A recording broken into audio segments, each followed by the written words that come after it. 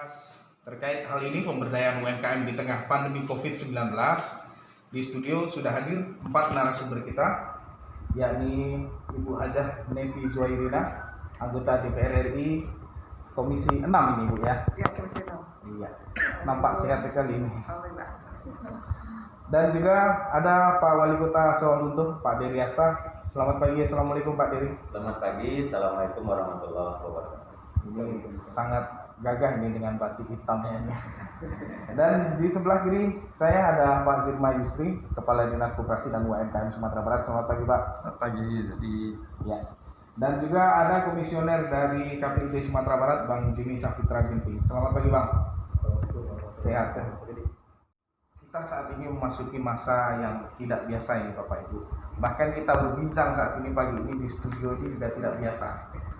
Kita menutup mulut tapi kita bicara dan membahas sesuatu yang memang sangat urgent, yang sangat dirasakan dampaknya oleh masyarakat. Ini bagaimana pemberdayaan UMKM di tengah pandemi COVID-19. Kita ketahui bersama dengan unsur perekonomian Sumatera Barat ini UMKM bukan real ya.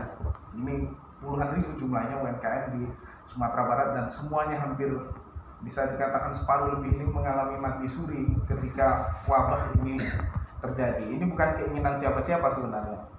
Dan kalau dari Bu Nevi sendiri sebagai anggota Dewan ini kan pasti perpanjangan lidah masyarakat. Banyak nggak yang curhat? Sebetulnya sudah menjadi salah satu keinginan saya ya, baik RRI, TVRI, atau mungkin kita ada webinar, atau mungkin ada kegiatan Zoom lainnya, khusus untuk pelaku UMKM itu harus ada. Kalau bisa ini sekali seminggu ya. Karena memang pelaku UMKM ini sekarang kondisinya sangat-sangat terdampak sekali. Tapi karena mereka biasa untuk menjadi seorang wirausaha, mereka mesti hidup. Ya, mereka masih bisa mandiri ya. Jadi kalau kita udah datanya untuk pelaku UMKM di Sumatera Barat ini yang terdampak ini hampir 30 ribuan ya Pak ya, sudah melapor ya.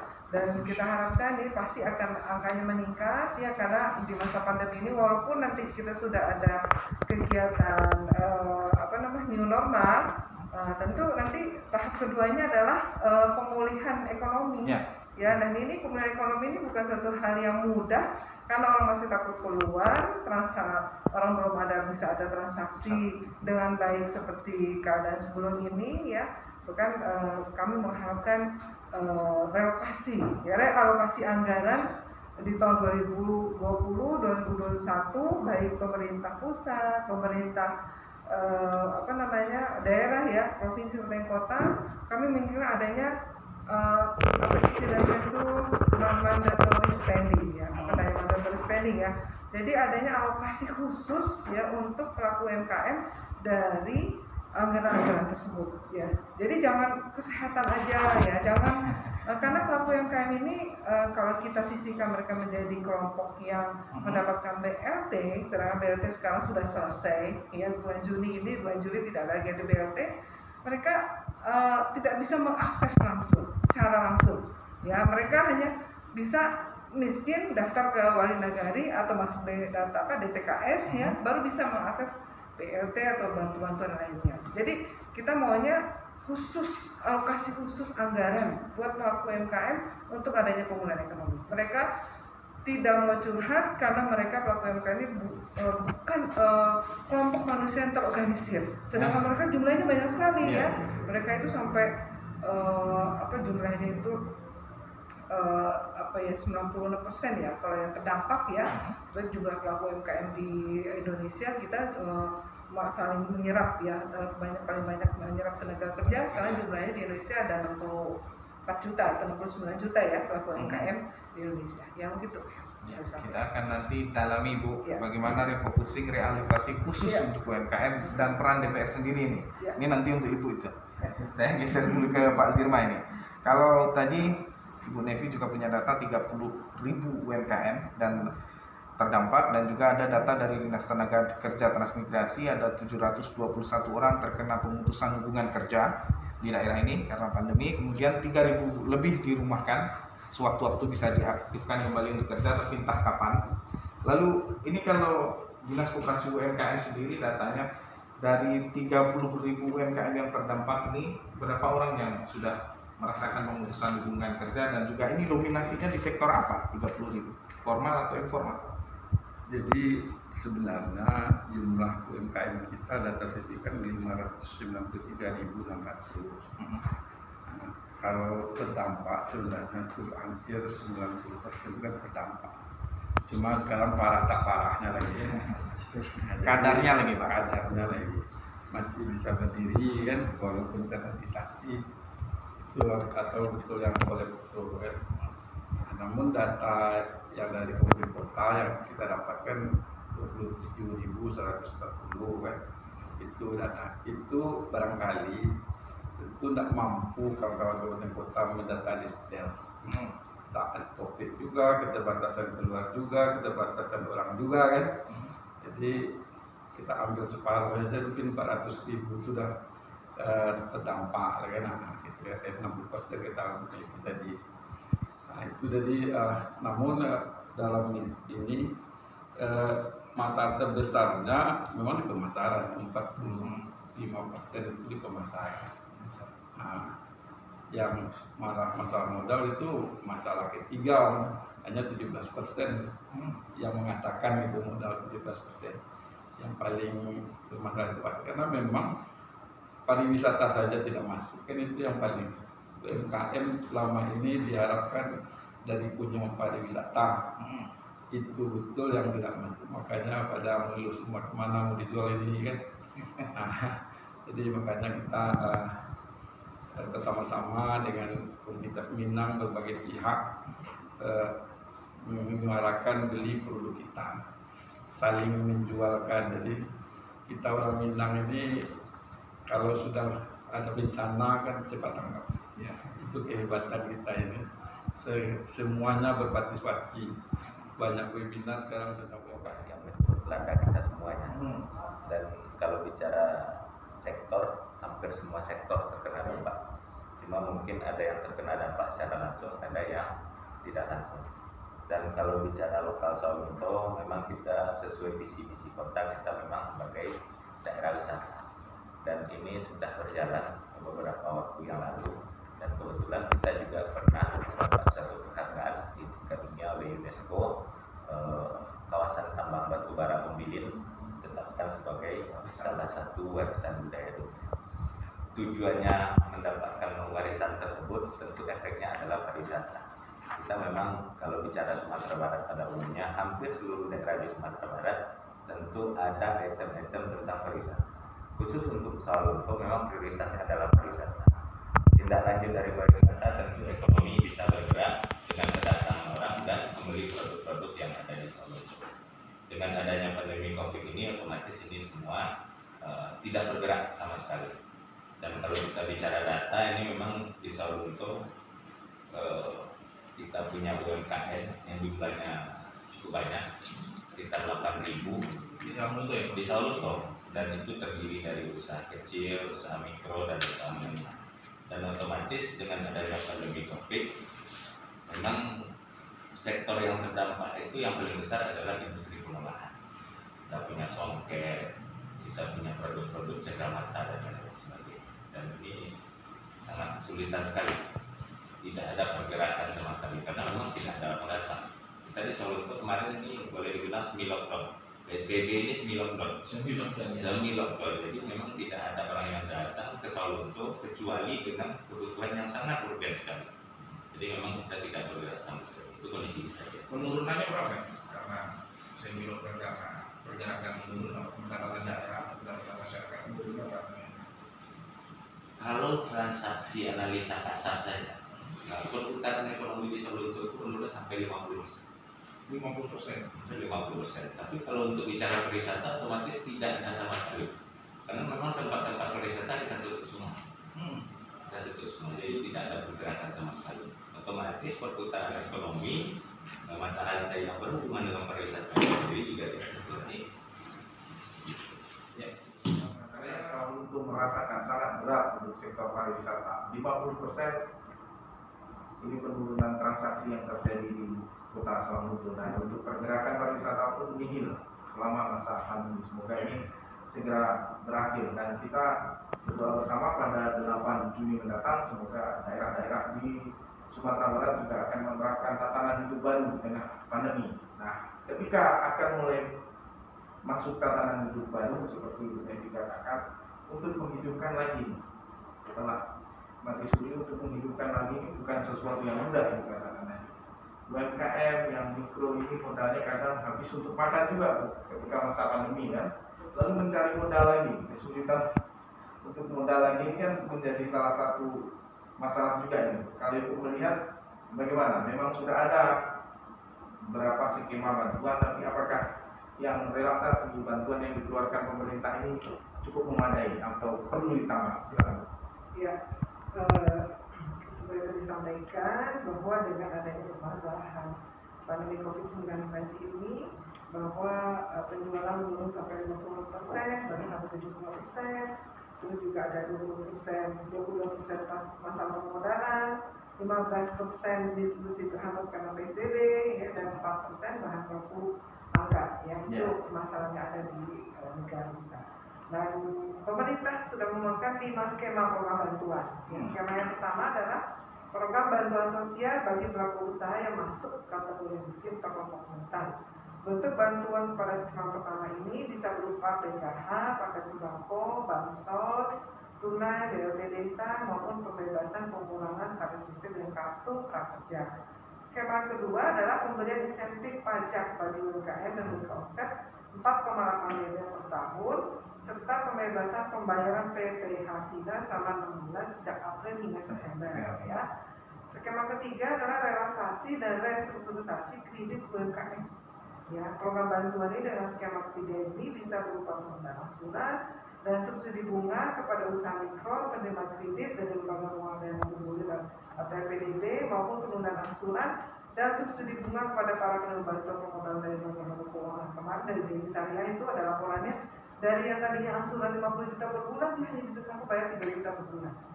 Ya, bayangkan. Biasanya relaksasinya untuk bunganya aja dibayar.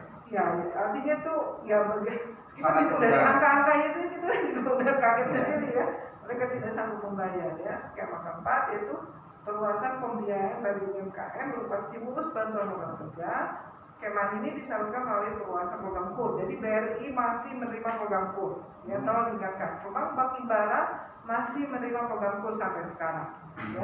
Jadi silakan para pelaku UMKM yang ingin menambah modal, kemarin itu kalau PNM itu kemarin ceritanya mereka ada beri bantu ada dana bergulir itu ya dari UKAR kan, karena mereka untuk yang pelaku UMKM yang omsetnya utang mikro ya gitu, itu jadi yang dia produksi itu basi, nggak ada yang beli ya, jadi yang kayak gini kita bantu gitu ya. Jadi mereka butuh modal lagi, dan itu alhamdulillah kita Bank Himbara mau melakukannya untuk bergabung kepada kelompok tersebut ya. Dan terus kami bagi UMKM yang tidak mendapat pembiayaan dari bank karena tidak memiliki kebutuhan darurat akan melalui program pembiayaan ultramikro, program pembinaan ekonomi progres sejahtera atau MEKAR dari PNM ya, maupun skema program lainnya. Saat ini terdapat 41 juta UMKM yang sudah tersambung dengan lembaga keuangan, dan selain itu terdapat 23 juta UMKM yang belum pernah mendapat pembiayaan dari lembaga keuangan maupun sektor perbankan. Jadi kemarin saya lihat dari Kemenko Pak ya, sudah turun berapa triliun ya untuk pemulihan ekonomi buat pelaku UMKM. Itu yang kami inginkan. Ya, jadi pelaku UMKM itu mendapatkan dana yang bukanlah dana hibah ya, tapi tetap dana bergulir, tapi itu bayarnya panjang gitu. Dana panjang, mudah pinjam atau biasanya apa gitu. Ya, tapi jangan dana hibah, karena kalau dana hibah tidak mendidik ya. Iya benar. Skema kelima adalah dengan menjadikan Kementerian BUMN dan Pemda sebagai penyangga dalam ekosistem usaha UMKM terutama pada tahap awal recovery. Melalui skema ini BUMN atau BUMD bisa menjadi off-taker ya, atau penjamin untuk hasil produksi para pelaku UMKM baik dalam pertanian, perikanan, kuliner. Jadi Pak Wali Kota dibeli barang-barang ini nih UMKM ya, biar nggak basi gitu ya, bagi tanam simpan bagi untuk diapakan ya. Selain itu juga alokasi anggaran Pemda juga harus diarahkan pada program stimulus ekonomi yang itu sektor UMKM, dan harapan para pelaku UMKM ini bisa bertahan tengah. Jadi pelaku UMKM itu besar, orang jumlahnya banyak sekali, sampai 90% lebih jumlah kampung kecil. Tapi mereka tidak terorganisasi. Ya, tapi kalau usaha UP itu usaha apa ya, usaha besar pengusaha lah gitu ya. Mereka hanya sedikit yang berfokus sedikit, tapi terorganisasi, jadi kelihatan. Problemnya tidak. Saya sebagai ketua forum UMKM yang jumlahnya ke 530.000 di Sumatera Barat, ya sampai saat ini kita masih meraba-raba. Oh di sini di Agam sekian, di Payakumbuh sekian gitu. Walaupun kita mengadakan pertemuan paling banyak 1.000 Pak ya, 1.000 orang bisa kita kumpulkan. Ya begitu kami berharap Pemda dengan anggarannya dengan BUMN, BUMD ya untuk mengoptiker ya daripada pelaku UMKM yang berikan waktu ke Pak Dodi Hasan menanggapi. Jadi yang pertama dengan adanya pandemi COVID ini kita memang dituntut untuk melakukan inovasi-inovasi. Ya. Jadi semacam seleksi alam lah begitu.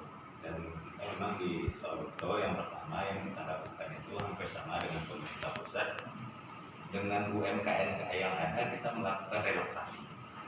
Yang pertama di pedagang-pedagang yang ada di pasar Soloto itu sewa tokonya kita gratiskan selama 6 bulan. Ada relaksasi juga dari Relaksasi dari daerah. Kemudian kita di pemerintah Kota Soloto kita waktu awal dulu punya program itu dalam rangka mengurangi rentenir yang ada di Kota Soloto kita membuat UPTD modal bergulir. UPTD ya, UPTD modal bergulir ini sudah berjalan 1 tahun lebih. Ini dengan biaya operasional atau yang disebut dengan bunga sangat rendah sekali, yaitu 3% per tahun. Kalau kita kalkulasikan untuk UMKM ini sangat membantu sekali mengurangi rentenir-rentenir yang ada di Kota Soloto. Kalau kita hitung-hitung 3% itu, kalau masyarakat memakai uang 1 juta kan hanya 30.000 1 tahun. Dan itu kalau kita bagi dalam 12 bulan sekitar 2.500 atau 2.600. bisa disisihkan ya. Ya, itu sangat bisa disisihkan sekali. Kemudian karena menghadapi COVID ini, pemakai dana UMKM tersebut memang pemakai dana UPTD modal bergulir itu memang banyak UMKM. Kita berikan juga relaksasi. Jadi menggratiskan pembayaran selama juga 6 bulan. Itu juga kita sebaikkan. Benar-benar gratis nih Pak. Benar gratis. Maksudnya ditunda dulu ya. Ditunda. Jadi tidak dibiayai bebani bunga-bunga dan lain-lain sebagainya. Karena memang uangnya dari uang APBD. Dan juga kepada UPTD modal bergulir kita tidak menghilangkan atau tidak memberhentikan pemberian pembiayaan. Nah, kita memang agak sedikit menseleksi tapi tidak memberhentikan karena menurut kita masih ada sektor-sektor yang masih bisa bergerak dalam keadaan pandemi COVID tersebut. Ini memang sudah kita lakukan. Kemudian inovasi yang juga kita lakukan, kita di Soloto itu punya UMKM pembuat pakaian, pembuat pak untuk perusahaan-perusahaan yang ada di Singapura, Batam, dan Malaysia. Kita kerja perbengkelan. Kerja perbengkelan. Dan itu kan masyarakat sudah kita latih. Kita beri bantuan mesin jahit. Dan itu sudah berjalan juga. Tetapi dengan adanya pandemi COVID ini otomatis juga tidak berjalan. KO sementara. Dan kita alih fungsi UMKM tersebut menjahit masker dan baju-baju APD. Dan akhirnya juga bertransaksi dan bergerak jadi. Nah, jadi inovasi-inovasi inilah mungkin yang sedang kita lakukan. Walaupun ini belum dalam skala global, tapi setidak-tidaknya meminimalkan yang tidak bergerak. Itu yang sudah kita lakukan di Solo. Sama apa yang disampaikan oleh Junaidi tadi, kalau yang namanya pinjaman, memang syaratnya adalah agunan. Karena memang ada konsekuensi kita harus mencicil. Dan itu kan semacam keyakinan atau perjanjian kita akan membayar nanti. Jadi apapun namanya yang namanya pinjaman tetap pakai agunan. Tetapi kita melihat skala prioritas. Agunan masyarakat yang kita bantu tersebut, kalau memang kita yakin di pemerintah Kota Soloto di UPTD modal bergulir, yakin dengan usaha yang sudah berjalan, dengan agunan yang minimal pun kita mungkin bisa melebihkan jumlah pinjaman yang kita berikan. Nah, jadi memang kita tidak mematok secara rinci jumlah agunan yang diberikan. Tapi memang wajib pakai agunan. Kalau yang tidak pakai agunan itu ya bantuan namanya, hibah namanya. Hibah namanya. Ya, tapi terkadang memang sulit Pak untuk agunan ini, kadang UMKM pun apa yang mau diagunkan tidak banyak yang mereka miliki kadang-kadang ini yang untuk sangat-sangat kecil. Dan sebenarnya kalau kita kasih berapa hibah, itu sifat kita ini kalau namanya bantuan bagi dulu enak. Nah, itu susah. Maka harus ada seleksi juga. Ini kan sudah satu jalan keluarnya bagi bagi UMKM oleh pemerintah secara nasional. Nah, itu kali itu apanya. Kalau di masyarakat sendiri kita anjurkan orang-orang Minang ini kalau mau memberikan bantuan bisa langsung dan bisa melalui koperasi, biar kooperasinya menseleksi. Nah, seperti koperasi Saudagar Minang Raya. Nah, tapi dia beroperasi langsung, operasinya setingkat nasional, lalu dengan relawan-relawan yang ada di Sumatera Barat itu memberikan pinjaman tanpa bunga kan pada mikro kecil. Itu dananya sekarang baru ada 500 juta, itu sudah cukup banyak membantu mikro kecil. Sebelum saya untuk mendalami ke Pak Dirman, tapi saya ke Bang Jimmy. Tadi belum ada saya tanya. Ini sampai selesai ngomongnya. Selesai udah. Bang Jimmy, ini KPID kan tentu memantau kemanusiaan. Tapi dengan kondisi pandemi ini, apakah juga memantau kondisi kesehatannya? Radio ini masih sehat nggak? Ini kan termasuk UMKM nih, usaha. Apakah jangan-jangan sibuk KPI memantau kontennya, tapi radionya tiba-tiba boleh, nggak ada lagi pemasukannya, nggak ada lagi yang bisa. Ini bagaimana Bang Jimmy melihatnya? Iya, saya bersyukur Ibu Mas Bobi ditanya terakhir.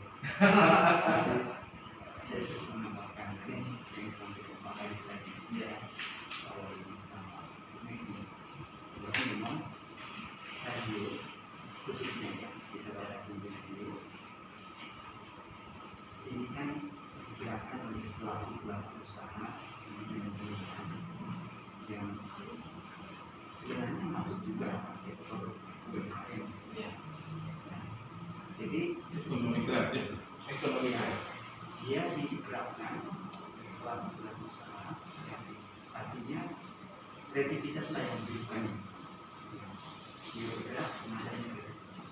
Tetapi pandemi ini memang tidak pandang bulu dia, yang kreatif kena, yang tidak kreatif kena, semua kena. Jadi radio Sumatera Barat ini yang sama-sama kita lihat, yang pertama dari KPID kita sudah memantau ini, yang betul-betul tertangkap. Tetapi memang dari Sumatera Barat ini kan bukan tipe-tipe pelaku usaha yang suka mundur. Mereka tetap usaha, optimis, bahkan radio juga sudah berusaha terlibat dalam upaya edukasi masyarakat agar kemudian pandemi ini selesai. Tapi saya itu beberapa keluhan dari radio seperti curhatan begitu. Ya, harapan dari radio itu ya bagaimana supaya kemudian mereka mendapatkan stimulus, bagaimana misalnya kondisi sekarang ini kan yang lain listriknya ada yang digratiskan. Sedangkan pelaku usaha radio yang kita lihat macet betul ini di kabupaten kota ini. Untuk listriknya jalan terus ya? Ya, listrik jalan terus, pemasukan tidak ada. Jadi hal seperti itu perlu diperhatikan. Dan tak banyak kok pelaku usaha radio ini nggak sampai ke status saya melakukan. Nah, misalnya lagi dibantu misalnya penundaan biaya PP-nya gitu. Sehingga merasakan mereka manfaat dari kebijakan-kebijakan itu. Artinya jangan terus mereka dibebani dengan pertama kita KPID desak terus ini kasih konten yang kreatif, kasih konten yang mendidik, kasih konten yang mengedukasi, kasih konten yang mencerdaskan masyarakat. Nanti orang sakit, bagaimana mereka mencerdaskan? Nah, saya kira itu dulu. Ya, ini masukan juga untuk Pak Oni ya. Saya Pak Oni nggak ikut di meja ini, ikut mantau aja nih. Untuk Kominfo juga ini, Kominfo Sumatera Barat ini radio juga harus dilihat nih. Dan ini ada pendengar kita yang masuk di 08 oleh pelaku usaha, inovasinya contoh-contoh inovasi kecil supaya tetap jalan ini untuk pemasukan sendiri. Ya. Mas Dodi, tadi saya sedikit membocorkan inovasi yang ada di Saudi. Ya, jadi ada 2 atau 3 ya. Iya, dan saya rasa ini mungkin termasuk sektor yang sangat berjalan itu memang di awal COVID itu adalah APD. Kesehatan ya. APD di bidang kesehatan, baik itu masker, baju OK dan lain-lain Tapi sebagainya. memang banyak Pak di pinggiran jalan di Kota Padang ini penjual masker juga sudah jual ramai. Jual masker. Dan kalau kita bicara new normal, ini new normal kan kita semua membuat edaran. Ya. Tempat-tempat wisata kita buka. Dan itu setiap pengunjung itu wajib memakai masker. Dan mungkin ini himbauan juga kepada pelaku UMKM. Mungkin ini termasuk lapak perjualannya di tempat loket-loket tempat pariwisata itu. Karena memang yang tidak pakai masker itu memang tidak kita izinkan untuk masuk. Ya, karena kalau berbicara masker yang sudah kita berikan ini sebenarnya sudah kita gratiskan. Cuma masyarakat ada juga yang tidak membawa, lupa dan mungkin enggak. Banyak alasannya. Hanya satu. Nah, ini termasuk inovasi lah istilahnya mungkin yang bisa Ada peluang di situ. Peluang di sana. Dan saya rasa mungkin kalau bicara inovasi dan kreativitas, pelaku usaha pun sebenarnya dia orang yang terseleksi untuk melakukan itu. Saya rasa bisa. Pelaku usahanya orang-orang jeli sebenarnya. Iya, karena inovasinya yang diharapkan. Oke. Saya bergeser ke pandemi corona ini secara ekonomi. Setiap saya memberikan motivasi kepada para pelaku UMKM itu ada beberapa hal yang harus kita miliki wajib punya. Yang pertama, sebagai seorang pelaku UMKM itu harus memiliki motivasi yang sangat tinggi, semangat tinggi. Modal udah habis pun juga harus semangat. Ya. Karena kita sudah terkonfirm ya di bidang usaha ini.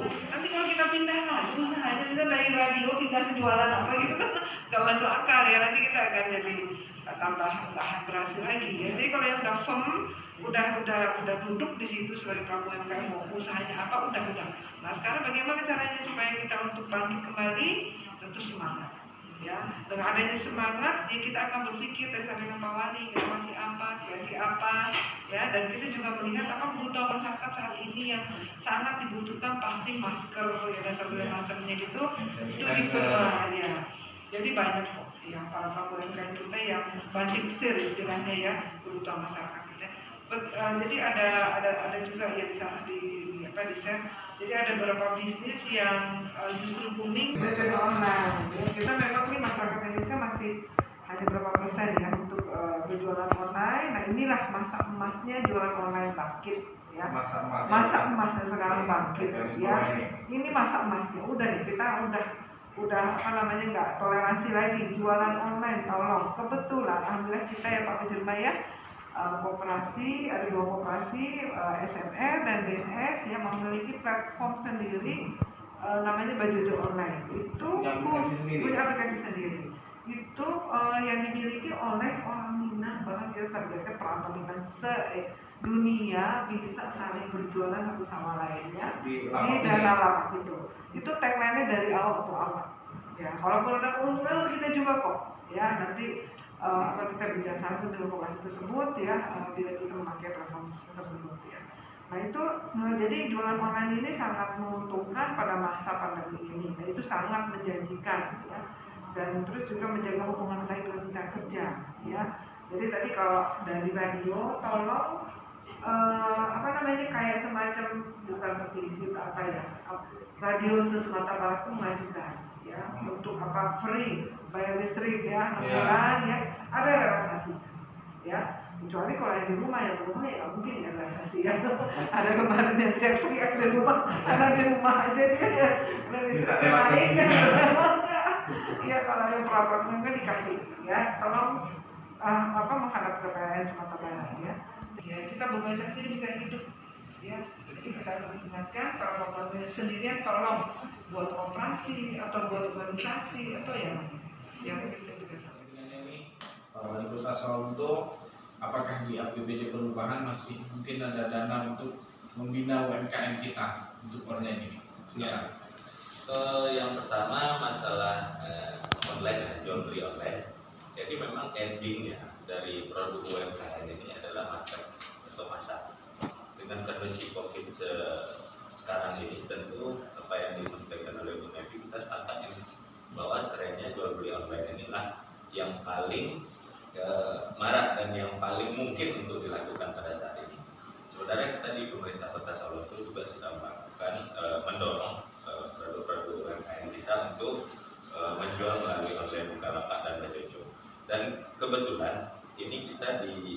tanggal 23 Juni 2020 ini pemerintah Kota Sawalunto bekerja sama dengan Dekranasda, ya Dekranasda Sawalunto, kita membuat aplikasi kakodai.com.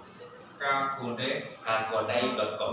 Oh, ke kedai ini ya. Kedai bahasa Sawalunto. Ya. Jadi ini tempat aplikasi yang akan kita launching pada tanggal 23 Juni 2020 untuk penjualan produk-produk UMKM yang ada di Kota Sawalunto dan juga di sekitarnya. Ini merupakan inovasi yang juga akan kita lakukan. Kemudian tadi ada juga beberapa pertanyaan ya. Saya rasa mungkin yang pertama, kapan COVID ini berakhir? Ini memang masih penasaran Pak Dirian. Iya, pertanyaannya sulit dijawab. Tetapi begini, bukan berarti kita tidak punya target waktu.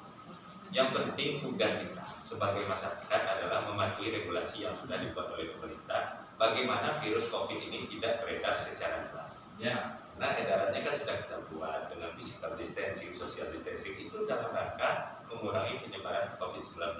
Dengan berkurangnya COVID-19, otomatis nanti trennya juga akan menurun. Nah, itu mungkin langkah yang kita lakukan. Jadi mungkin ini pengertian bagi seluruh masyarakat. COVID-19 ini bisa kita kurangi. Itu tergantung kedisiplinan dan kejujuran. Nah, ini sekaligus menjawab Pak Tugar yang palu ini. Masyarakat cemas, jangan terlalu cemas. Yang penting protokol Kita kesehatan. tidak boleh cemas, tetapi kita wajib patuh dan taat terhadap regulasi yang ada. Jangan kita bakso awaknya mandar lah istilahnya.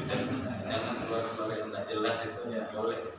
Nah, ini wajib kita lakukan. Kalau informasi, saya rasa informasinya sudah sangat lengkap. Yang penting kita berpola hidup sehat dan bersih. Kemudian meningkatkan imunitas. Berpola hidup sehat itu adalah makan makanan bergizi, istirahat yang teratur, kemudian juga berolahraga. Berpola hidup sehat dan berpola hidup bersih itu memang rajin mencuci tangan, karena memang virus itu akan hilang dengan cara mencuci tangan. Di langkah-langkah itu saya rasa mungkin sudah tersosialisasi dengan baik. Sudah berkali-kali. Sudah. Jadi artinya informasi-informasi lain yang koan tidak usah diikuti lagi. Oke, saya bergeser ke Pak Zilman. Silakan Pak Zilman. Apakah nanti di Pemprov Sumatera Barat ada mungkin? Ya. Kalau dari kakodai.com kata Pak Wali itu sangat bagus karena kita juga mengajarkan belanja lokal di warung tetangga. Kalau sudah Kita orang Sawalunto belajarlah di Sawalunto ke kedai-kedai yang ada di sana kan. Nah, kita ini secara provinsi dan nasional tagak nagari mawaga nagari. Nah, jadi orang Minang membela produk orang Minang. Jadi di Wajojo ini kita sudah memberitahu semua ikatan keluarga Minang seluruh provinsi supaya inilah produk Minang. Itu ke kabupaten kota kita anjurkan semua bupati wali kota mendorong juga UKM-nya masuk ini. Soalnya saatnya sekarang semua orang, semua provinsi membela tempatnya sendiri. ya. Pakai kampung mau pakai kampung Pasti ini dengan kondisi dilakukan orang juga di Jawa Tengah, dilakukan di Jogja. Dan kita kemudian dengan komunitas Minang yang begitu kuat dan partisipasinya dalam keadaan bencana ini dia melihat kampungnya dan sudah banyak diskusi untuk itu. Makanya segera inilah saatnya Wajojo ini masuk semua dan ini sudah dengan bangunan sudah terkoneksi. Jadi sudah dia boleh jadi. mungkin ada pembinaan khusus dari Pemprov nanti Kita- supaya muncul baju-baju yang lain. Tidak usah. Ini sudah seluruh bisa diakses seluruh dunia. Ya. Jadi seluruh Minang ngapain banyak-banyaknya nah. Ini kan makanya namanya Wajojo khusus Minang. Mungkin yang spesifik seperti makanan atau bidang. Semuanya. Di sana ada yang makanan, ada Semua produk. juga ada kita membuat Jojo Rider kayaknya Gojek juga. Jadi yang untuk mengantarkan nanti ke kota nanti akan